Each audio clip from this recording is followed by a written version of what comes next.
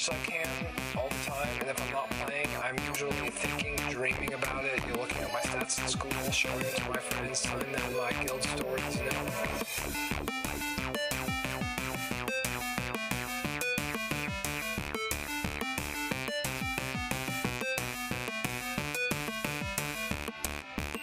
Well, virtual reality, you can be who you want to be, and you can be where you want to be, and with who you want to be.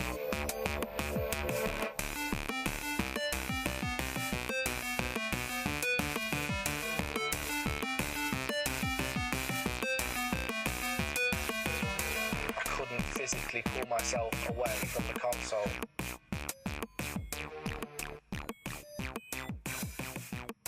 Okay, we're away. Yeah. So Here we are.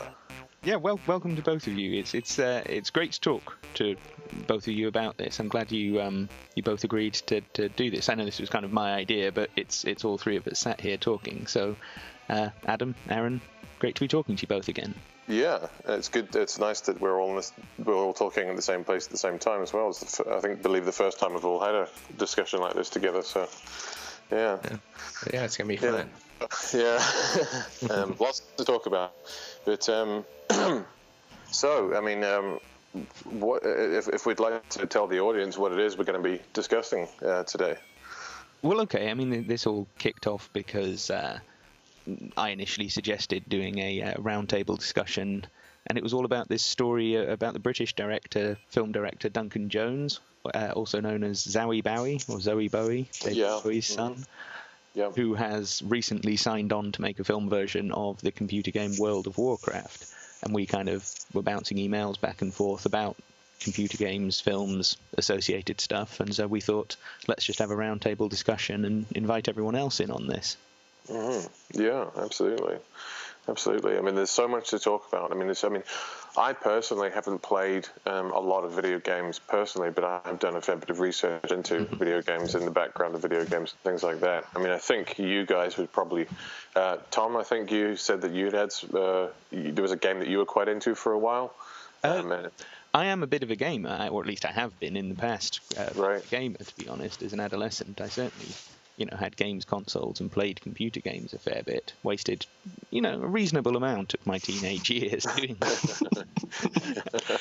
Yeah, I'm in that same boat, but I'd say I was even younger. I'd say like middle school to high school age. I was to video games pretty heavy. Right. Yeah, I mean, I probably a bit different. I played like the Sega Master System 2 when I was young. I think it was about like 6, 7 to maybe 10, 11, 12 at the very latest. And then I remember the PlayStation came out, and there was like Gran Turismo, but I never really owned the only console I ever owned was just the Sega, and I never took it any further than that. Any other experience in video games has just been casual here and there. Maybe a friend's got a console type thing. Apart from one other experience that I did have, where I got into a particular video game a few years ago and found the experience to be highly disturbing, which I'll get into later on.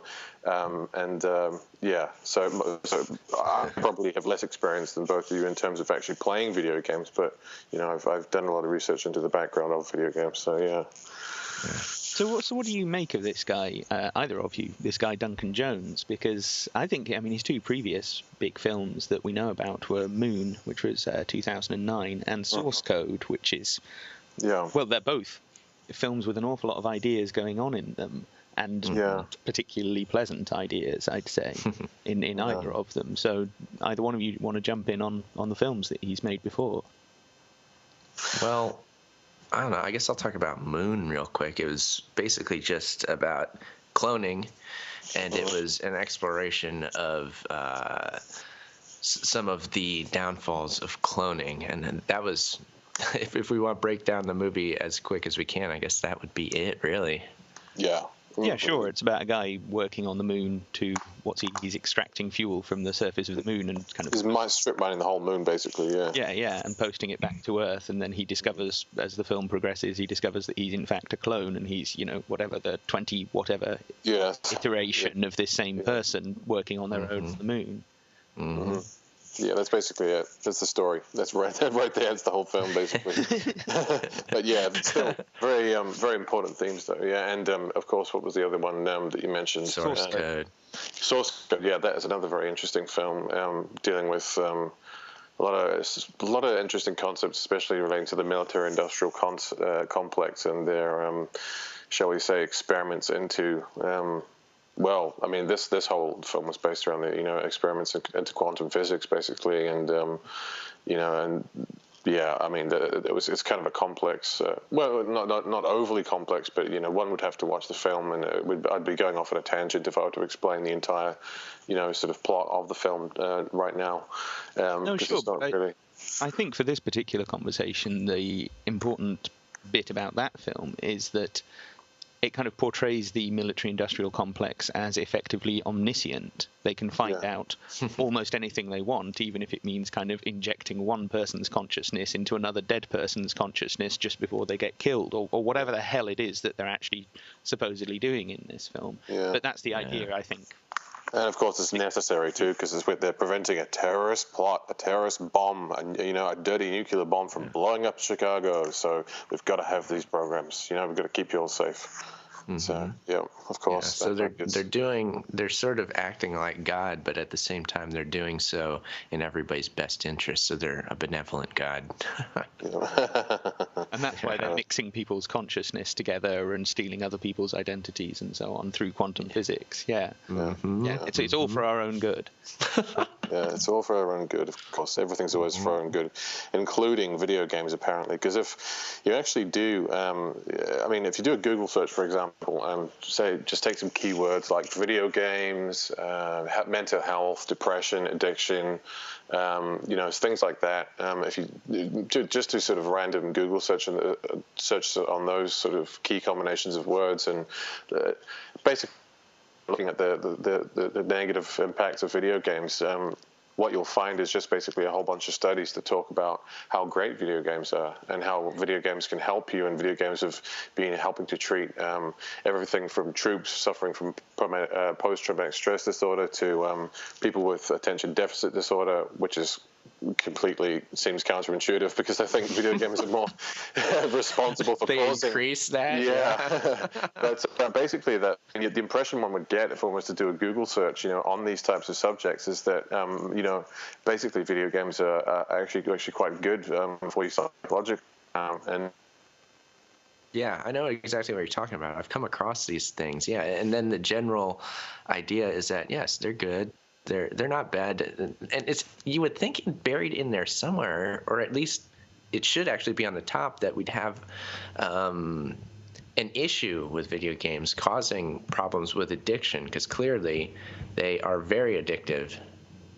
I think as computer games have got more sophisticated, as the environments that people are playing in have become more sophisticated and more immersive, and you can do more things in them, that has only made them more and more addictive, because they provide you with sort of even more than just, you're not just kind of playing football on a football pitch or basketball or whatever, skating around or something.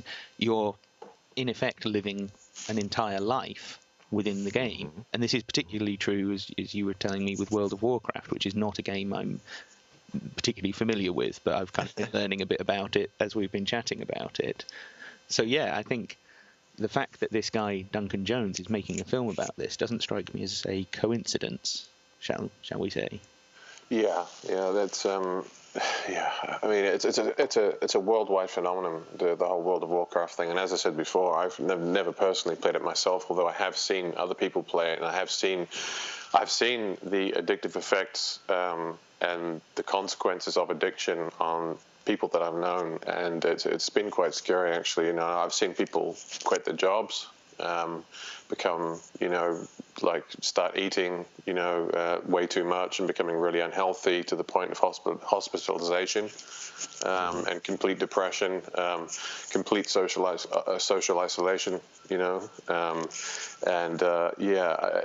mean, it's always, of course, whenever the media does any type of focus on World of Warcraft and stuff, they predominantly at least tend to focus on all the positive aspects and how, oh, look at this couple, they met through World of Warcraft and end up getting married, and and look at all these happy people at the gaming convention centers, and they're all playing together and they're all meeting people who they've known online for years, and they feel as if they're closer they're closer to these people than they are to their family, and look at all the great things that World of Warcraft has done for people on a social level. That tends to be the predominant conclusion that's drawn from so many of these media articles and documentaries and whatnot, and it sort of ties back to what I was saying before about if someone were to do a Google search on the different studies that have been done on the psychological effect of video games, they're predominantly presented as being positive. They're predominantly be presented as being something that's good for you, basically good for your brain, good for your relationships, good for you socially, good for you, and in so many other ways. So yeah, it's funny you're saying that if you really get into the World of Warcraft and you become addictive, you become socially isolated. But the argument against that and for World of Warcraft being good would be, hey, look, it's an online community and people do interact with each other. They can chat and you're actually interacting with the other players. So it does a good job of simulating a real life social environment, and it becomes an alternative to a real life social environment. And people, for whatever reason, like the addictive quality of video games added onto that, it becomes better for certain people, and that's why they end up spending all their time in that. Yeah, I mean, I think, though, the important question that's always running through my mind with that one is which is cause and which is effect. Is it that the person was tending towards social isolation and therefore looking for some other social platform to be a part of, and therefore turned to World of Warcraft or Facebook or one of the other slightly more, shall we say, basic forms of online communities? Or is it that because they got involved with that, they became more socially isolated? And I think it will tend to be, not always, but it will tend to be people who were already somewhat isolated, somewhat socially dysfunctional, or just not that good at, socializing with other people, and therefore they were looking for another forum.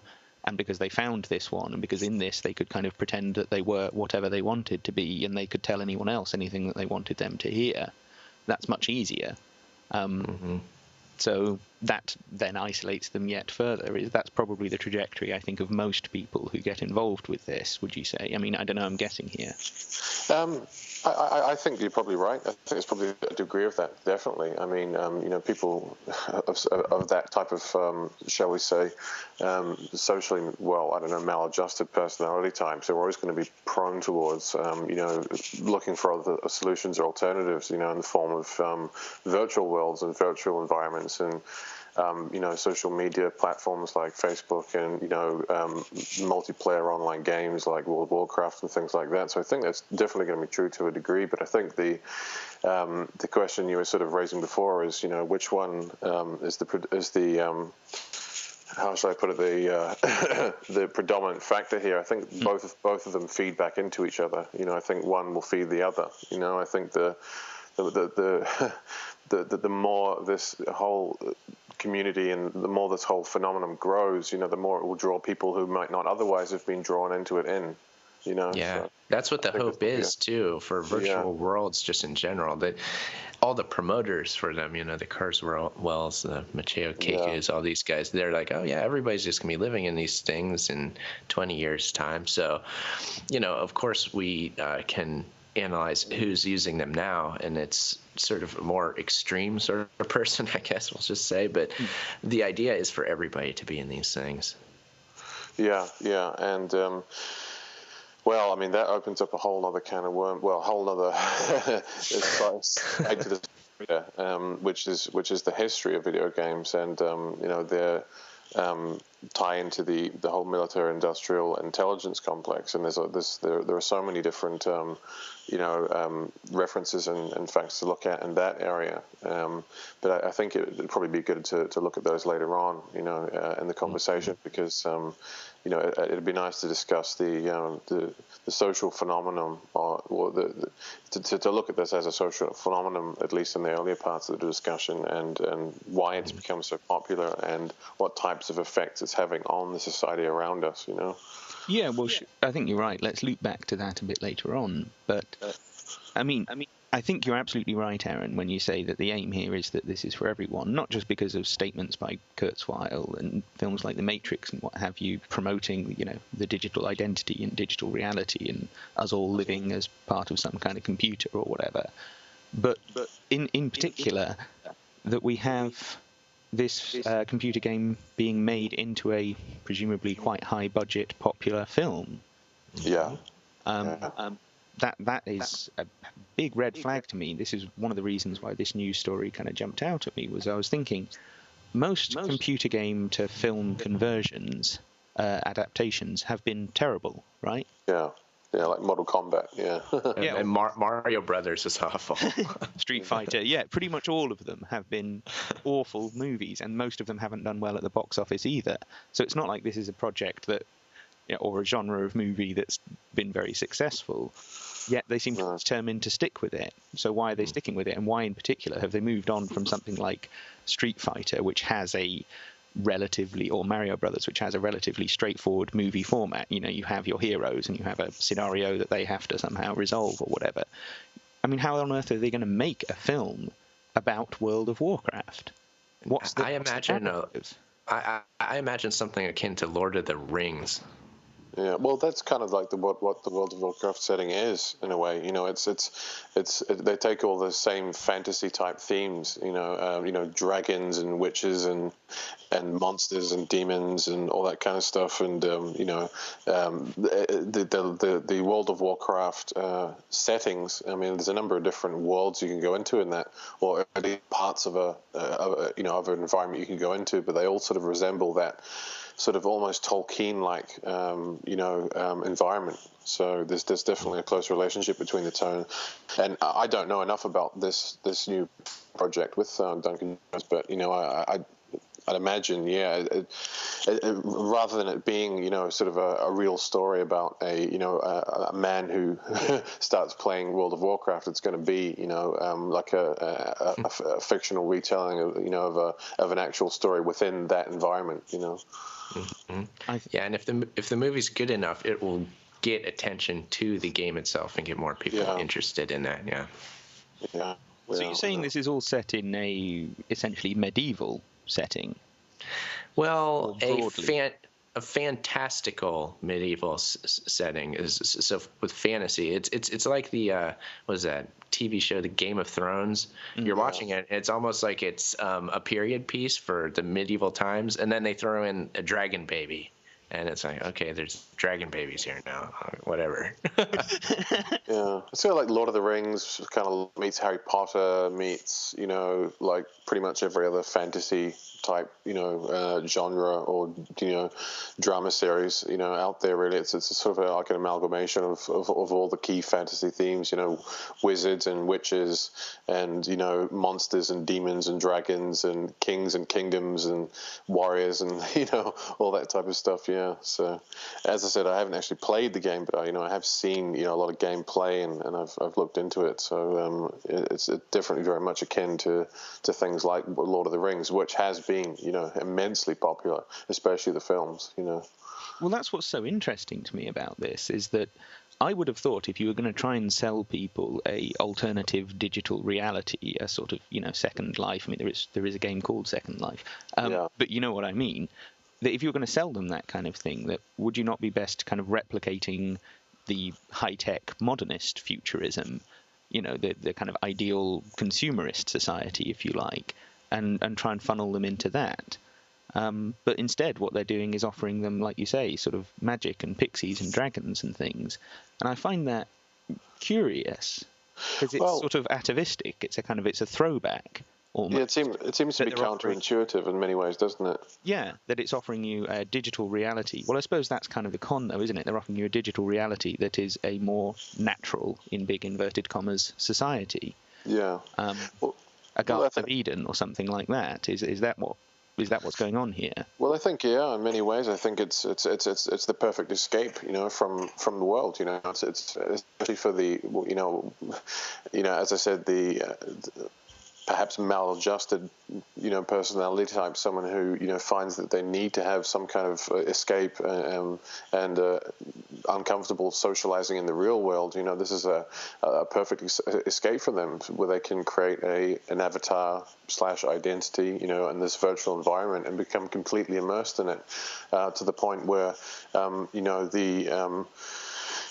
the involvement in this virtual environment becomes more real to them than actual real reality to us. And that is going to be very appealing to a lot of people for a number of reasons. And I think as, time progresses and as,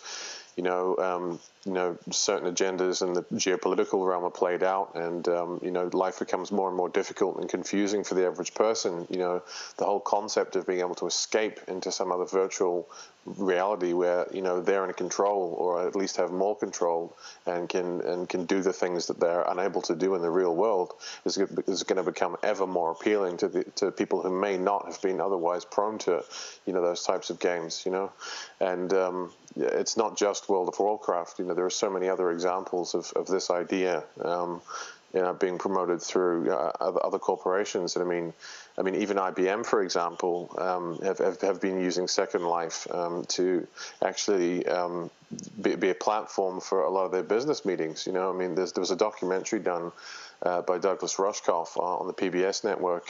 He did a whole series of them, but I think one of his more recent ones was I can't remember the name. It was like Digital something or other, or Digital World, or Digital Life, or I can't remember the name of it. But Digital Nation it was called. If people want to look that up, it's a very good documentary. In that, he basically goes around documenting the different projects that are being undertaken by various corporations, think tanks, universities, and other institutions, where the whole concept of a virtual environment is actually overtaking the concept of a real working environment. So employees for big companies like IBM are actually doing a lot of their having their conferences and their meetings and planning their strategies and doing what they would normally do in an office in an online virtual setting, such as Second Life.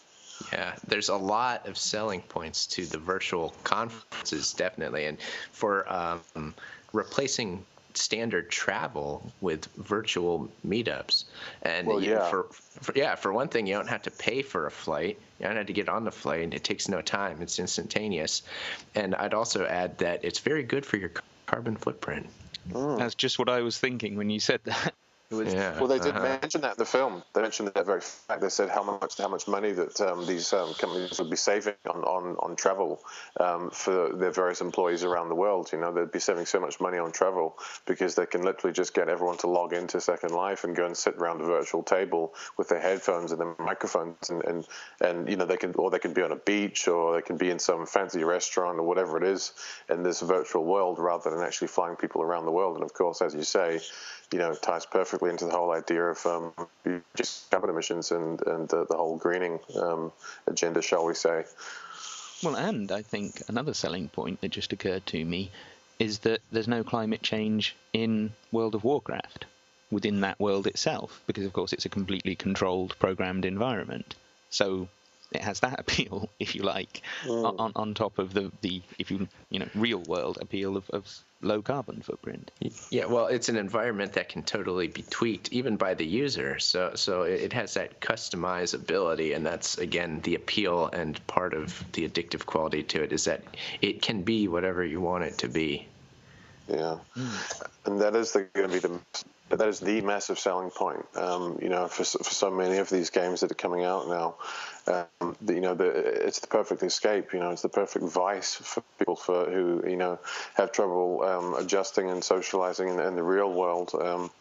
They're presented with an ability to as I said before, create virtual identities for themselves. They can. There's that famous clip of Ray Kurzweil that you featured in your film, Aaron, where talking about how I've always wanted to be a woman, and he talks about how in virtual reality, he can become. He's got this alter ego, a woman, and he can, basically design what she looks like and choose what clothes she wears and choose how she comes across, and you can sort of walk around and interact as a woman. As freaky deaky as Kurzweil may be, that came off as very not genuine to me. So I don't think he really did want to be a woman. I think he was just selling the idea to other people who may want that. Yeah. I think there's probably some truth to that, and we could debate whether that's whether Ray Kurzweil was actually being honest when he said that. But again, it doesn't matter. It's still going to be used to sell that whole idea to people who generally do want that. Well, and isn't this a guy who's also trying to resurrect his dead father in some sort of digital format or something? Yeah. I mean, I think there's clearly some issues there. Well, and he clearly has some odd things going on inside his head that he's not really in control of. I think that's fair to say. Yeah, it's true. So the three groups we've kind of outlined so far that would be attracted to not just World of Warcraft, but the sort of the digital replication, the digital reality in general, are, if you like, social misfits of some sort, people in favour of the green movement, people who believe in the whole carbon nonsense, and people looking for a enhanced kind of consumerism, a ultimate customizability of their own life, if you like. Yeah, that's it to a T. Yeah. There are a couple of other groups that it struck me could also be potentially kind of tied into this if this thing continues to be successful. On the one hand, you have drugged out hippies, I would say, and on the other hand, you have sincerely religious folk. And I know those two are actually quite similar in a lot of respects, but I just wonder if either of you had any kind of input on that and the way that it potentially is being sold to either one of those two demographics. No, I hadn't really considered that particular aspect of it because, I guess, in terms of religious people, the only kind of connection I've seen between, people who have very strong religious views and the whole concept of virtual environments and gaming and all that stuff is mainly been in a military context where you've got these patriotic, sort of almost Bible Belt type Americans who are basically raised on, first-person shooter video games and thus become recruited by the military because they've been, basically raised to, fire without thinking, to push a button and to kill, a target or an object without thinking. And that again is brought out very well in the film that I referenced earlier, Digital Nation by Douglas Rushkoff, where he actually interviews one of these drone pilots, and based out of one of the military bases in Nevada, and they were basically talking about how was he worried that perhaps this disconnect between him and the actual business end of what he was doing in terms of him being based in America yet flying a drone that's actually flying around in Afghanistan or Iraq and killing people. They sort of asked him, do you ever feel worried or anxious or guilty about the fact that you may have been responsible for the deaths of innocent people, having been so disconnected from what you're actually doing? And he just says no, I'm absolutely sure. I get good intel and I trust my commanders. And I've got my faith in God, and God. I know that God's helping me here, and God gives me the strength to do the right thing. And so in terms of like a religious tie-in, I think that would be the only thing that I've noticed. But there could be plenty of other angles to take on that. Did you have any input on that one, Aaron, Bill? No, not on the religious aspect. I guess with the sort of hippie or even drug culture, I'll just say that video games can have a psychedelic quality, and the concept of a virtual reality is very psychedelic in its nature. It wouldn't surprise me that the same crowd that sort of promoted drug use would kind of jump in on this too. Yeah, that I think that's to be expected, or at least something to kind of keep an eye out for, because I've not really seen that yet, but I kind of have a feeling it might be coming. And I mean, for me, the most obvious connection is the rise in certainly American teen TV and teen movies of the kind of stoner character, the stoner. Yeah. You see this. There's a pair of them called Badger and Skinny Pete in Breaking Bad. Oh yeah, and they are basically guys who sit around taking drugs and playing computer games. That's what they're doing, just kind of wasting their lives away doing that. And I think there is a just a straightforward correlation there between people who are kind of listless and bored and uninspired in their lives, and so they, whatever, sit around smoking drugs or something. And what's the easiest entertainment that's available? Well, it's the happy buttons plugged into the PlayStation. So that's actually that's a very good, very pertinent observation, because I guess I didn't really think about it in terms of the drug happy culture, but at the same time, I definitely noticed it in my own life, in my own experiences and observations, in terms of talking to most. It seems to me that at least maybe it's not like this everywhere, but so many people I've met, especially mostly males between the age of, shall we say, anywhere between about 12 and 40. So many of them. I don't know. I don't want to give a percentage because I'd be guessing.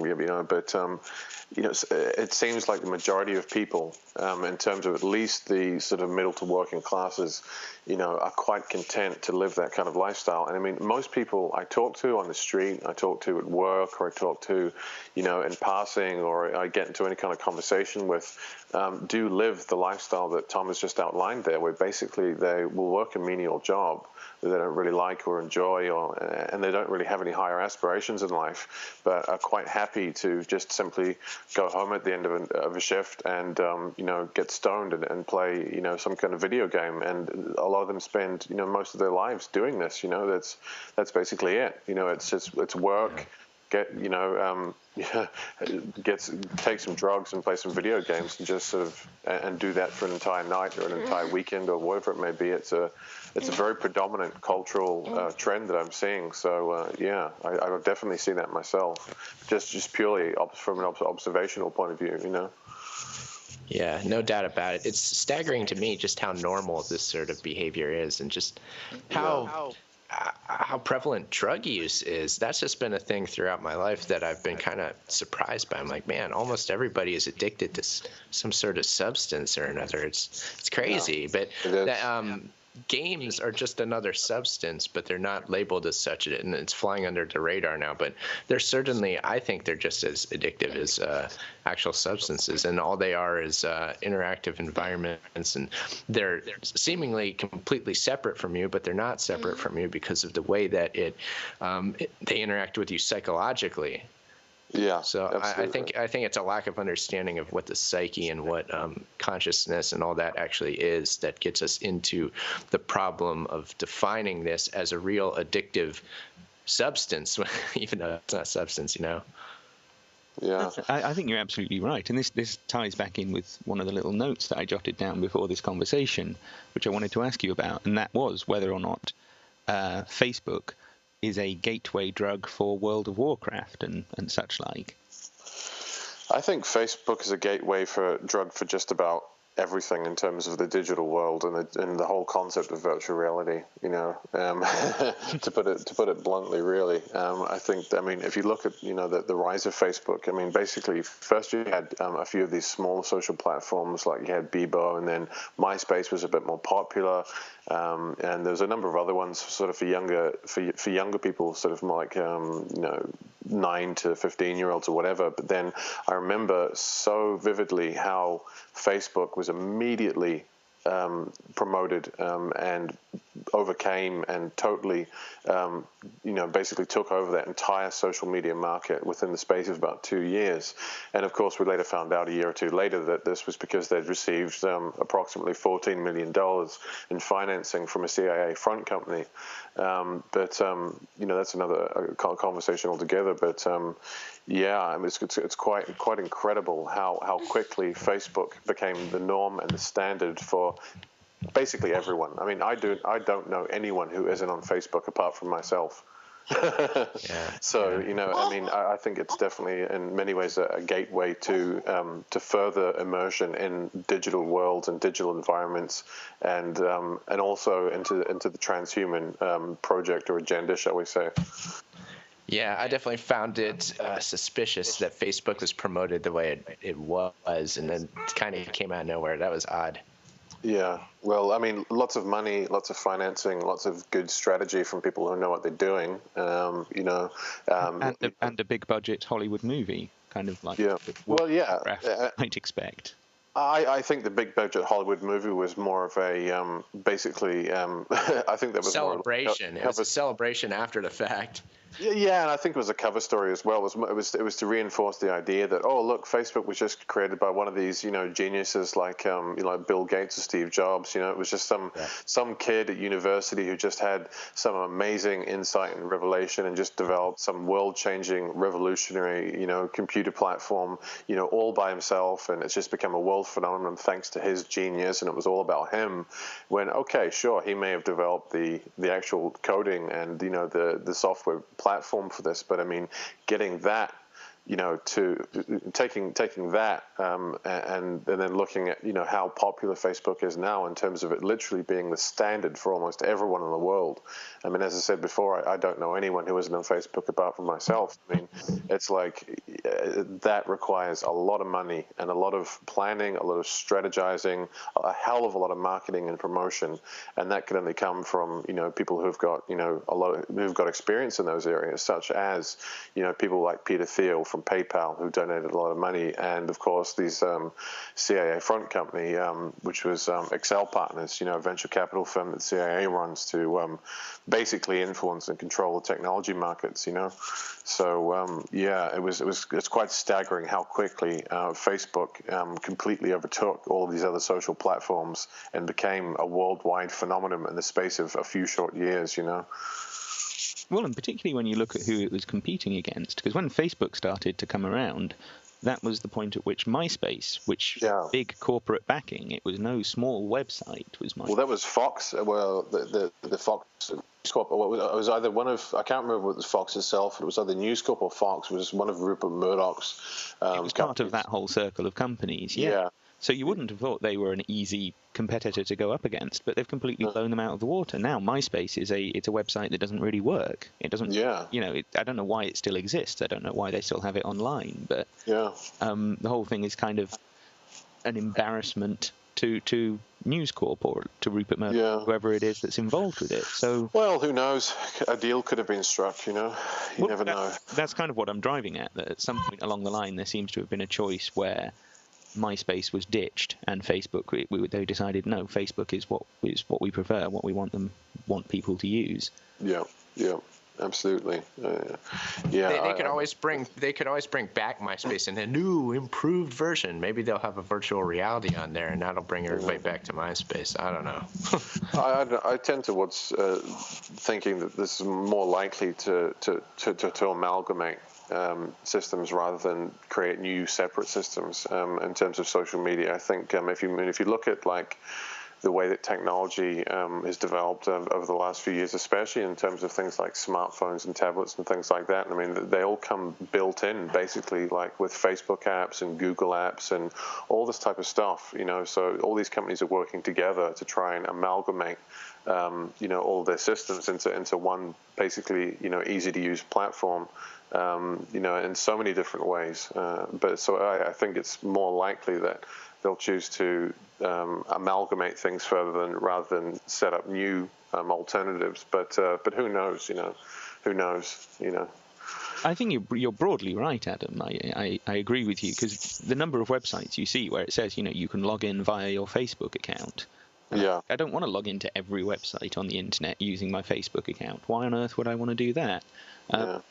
But it seems that that's one of the ways in which it's become a standard, that you can actually log into lots of other people's websites in order to comment or like or whatever it is that you can do through your having this one centralized Facebook account. And they're also trying to merge, they've merged Google plus Google as well, as well.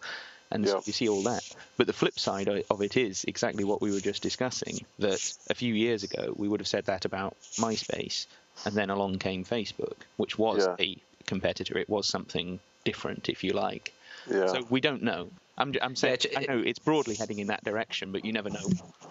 So people love the next big thing, and they like being a part of it. I can see big time with the whole Instagram thing. So I'm not sure if you're up on this, but Facebook seems to be being pushed out by Instagram, or at least people think it is. And people just seem to love replacing the old thing with the next new thing, and that lends itself to being able to easily introduce new ideas and new platforms. And be it a virtual reality platform, that would certainly be the next new thing, and it'd be easy to introduce because people want the next new thing. Yeah. Yeah. I mean, I haven't used Instagram. I don't know a hell of a lot about it, but I have heard of it, and I'm hearing it constantly being referenced by people in terms of social media. And yeah, I mean, people are always obsessed with the new thing. I mean, it's like, I talk to so many people, always promoting whatever the latest thing is. Like, you had that Google Wave thing a couple of years ago. You've now got there's so many of these little like social media type applications and platforms that are just constantly coming out, and every single one of them that ever comes out, people just jump on board straight away without a moment's thought about what the implications or the consequences might be. It's quite staggering, really, when you look at it. That always blows me away, just that effect and people's reaction. Yeah. I mean, everyone. I mean, literally, like, as soon as, Google or Facebook or YouTube or whatever, or Instagram or whatever the platform or the company may be, as soon as they release some new function, some new app or some new kind of social media platform or some way of, some sort of social media based, system, or, basically most of them are just novelties, really. They're just sort of, altered versions of what already exists. But, as soon as one of those is released, it's like everyone's inviting you to them, and, everyone's on them, and everyone's talking about how great it is and how convenient it is, and how, it saved them time on this, and how now we can do this and we can do that, but we couldn't do it before. And it's quite, as I said before, it is quite amazing how pretty much, as I said before with Facebook, it's like basically everyone I know will just, literally sign up for these things and go along with them and, start using them as the moment they become available to the general public, Yeah, and I mean, I mentioned it before, the integration of Google Plus, which is their own sort of in-house social network that they're trying to build up. Yeah, the integration of that with YouTube, which you can actually break. If you look this up, how can you keep your YouTube account and get rid of the Google Plus half that they've just added on without your permission? There are ways of doing that. So, but it it doesn't even work very well, because now all the comments and everything, all the things that you would normally just get under your YouTube account, is now been transferred over to your Google Plus account that you never even asked for. So now when someone comments on one of your videos, it sort of appears in your Google Plus alerts or something, and I'm just I never wanted any of this. I was perfectly happy with being able to log into YouTube and click on comments and read the comments. I was fine with that. There was no need for any of this, but clearly they wanted to integrate those, and they're trying to turn the whole thing into a social media platform rather than a video sharing website. So absolutely, yeah, I can see that. Yeah, it's not about what the user wants. It's about what the big company or whatever organization it is that's bringing you that service is what they want to do with it and what they want you to do with it. Yeah, which is basically give up more and more and more and more of your personal information and aggregate it, and then aggregate as much of that information for them as rather than them having to aggregate it themselves. Well, of course, none of us paid for any of these services. None of us paid to use Facebook or YouTube or Skype or anything. They're all free at the point of use. They're all free, but what you're actually giving up, what you're actually paying, is, like you say, your privacy. Exactly. You always pay. You'll always pay for any of these so-called free services. People just jump on them. Oh, it's free. It must be great. I mean, I'm always suspicious of anything that's given out for free. But it's people don't think about the fact that because they're not paying for it monetarily, it doesn't mean that they're not giving away something or letting something go or basically. Not suffering, shall we say, but, basically paying for it, in some way, as you said before, with a lessened sense of privacy, you know, and that's always the case with all of these things. I mean, pretty much every one of these applications or new types of you know, platforms or new devices, you know, they're getting cheaper and cheaper. They're getting more and more convenient and easier to use. Everything's becoming integrated, and people think that, you know, this is a great thing. But what they don't realize is that with every step forward in this direction, they're actually giving away more and more of their privacy and having less and less freedom to, you know, decide what information they do and do not share, you know, with big corporations and governments, no less. Well, looping back round to YouTube, the last thing I wanted to talk about was this mental video of, I mean, what was the title of it? It was Greatest Freak Out Ever or something. Yeah. And basically it's a lad popping a camera up in his brother's bedroom and telling the camera that his brother's totally freaking out because someone's deleted his World of Warcraft account, his identity and avatar and all of that on World of Warcraft. And then the kid runs out of the room, the brother comes into the room and completely flips out, right? Yeah, yeah. And I suppose, as we were just talking about, Adam, off air, is this thing real? I suppose my first question is do you feel that this is authentic or not? Well, I don't know. That's the thing. I mean, it could be, it could not be. It could have been staged. Some of the things that particular young man did in the video were very, very disturbing, and I begin to wonder whether something, you know, to that degree could have been staged. You know, would they have actually voluntarily gone and done some of the things that he did, especially the part towards the end of the clip where he's lying on the bed trying to basically insert a remote control up his rectum, you know.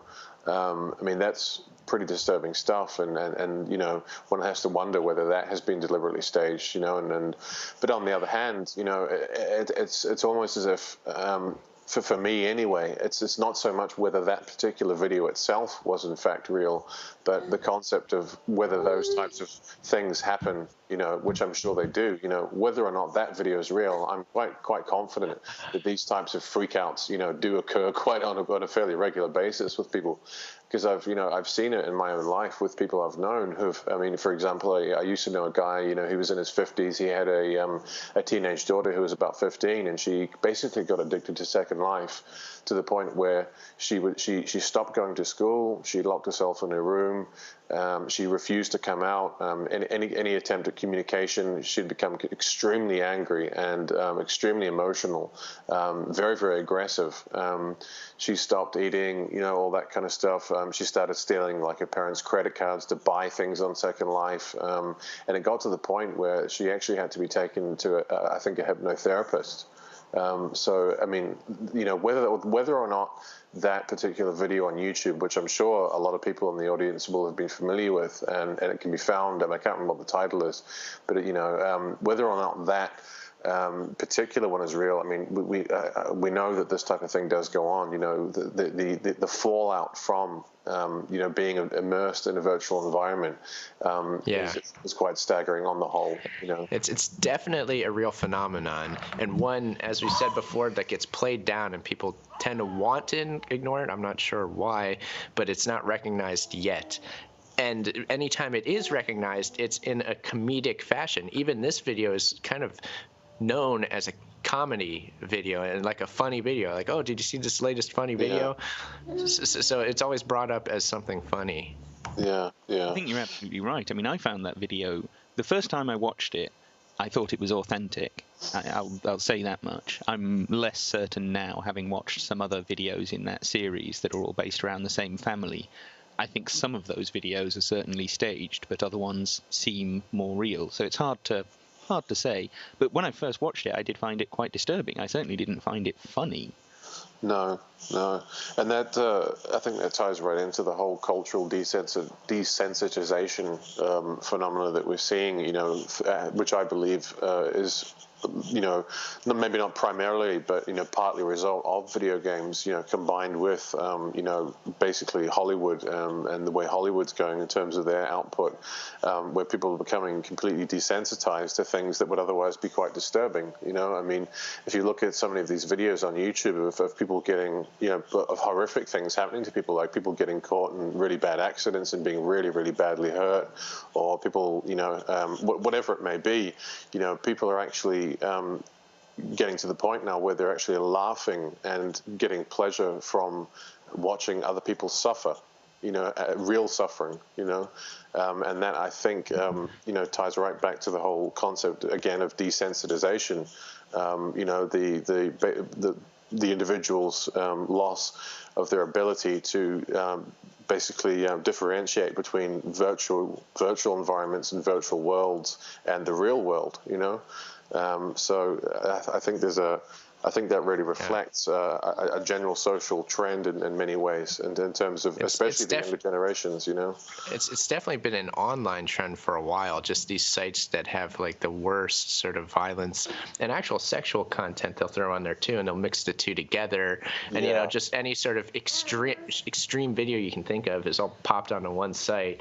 Yeah. And then for me, the problem becomes one of association. People start associating all these bizarre activities with one another, and they don't realize how they're warping their minds, but it absolutely does. No, sure. When you have the image of the sort of horrifically damaged body that's been run over by a train or something, and then next to that you have 10 world's sexiest cheerleaders or something. Yeah. And, you know, and exactly. And they wonder why serial killers start carving up cheerleaders. I mean, yeah.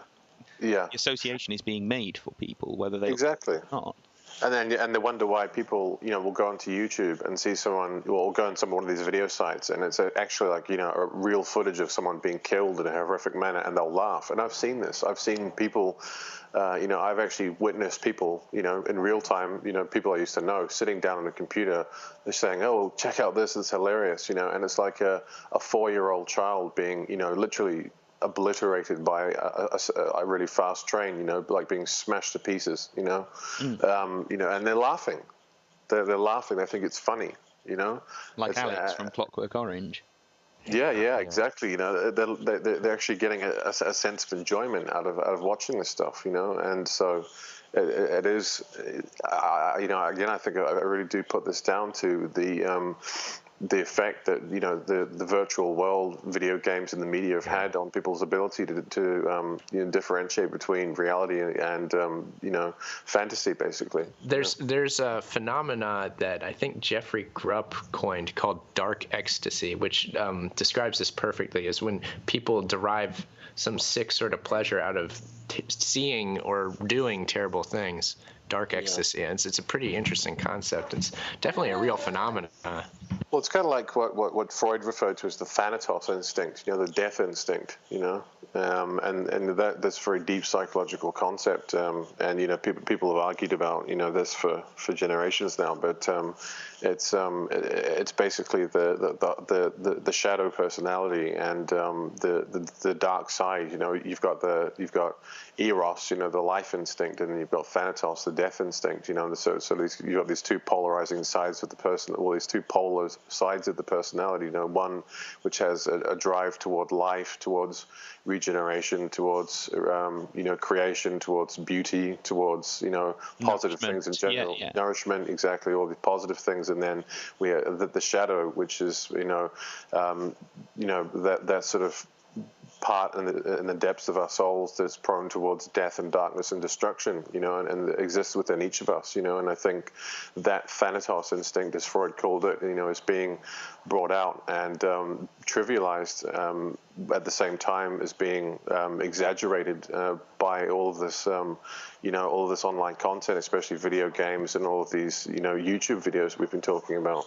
Yeah, I think you're absolutely right. And to tie back in with what you were saying before, to me, it's fundamentally about divorcing people from their most natural emotions, because that's what you have to do in order to convince them that a digital life is better. Absolutely. You have to convince them that actually having less sensitivity towards other people, having less consideration for the world around you, having less sort of attachment to your own nature and to, like I say, the nature of the world around you. Yeah. That is all. That's all absolutely fundamental to getting people to accept and embrace the digital life. Absolutely, and we can see that in so many areas. You know, we can see that in so many areas. If you look around at magazines and advertising, TVs, pop culture, films, music. I mean, that idea that you've just outlined there, you know, and this whole decay of any sense of compassion for, you know, fellow man or for the society you live in, and concern for the future of people and of yourself. And yeah, I mean, this obviously doesn't apply to everyone, but you know, we can definitely see that. You know, it's definitely there. It's and again, it's quite a scary phenomenon when you really think about it and look at it. You know. Yeah, the surprising thing to me is that all this keeps flying under the radar and that nobody talks about it. It blows my. I don't understand that. It doesn't make any sense. I think it's because really, and I think we'll get into this maybe in the second part of the discussion, is because this is part of what I believe, and I think what you'd both probably agree to some level at least, would to be a larger agenda to, like as Tom says, you know, embrace this new digital reality and to embrace a lifestyle and an existence that is far more digital and surreal and fantastical and sort of base in many ways as well than real reality, you know.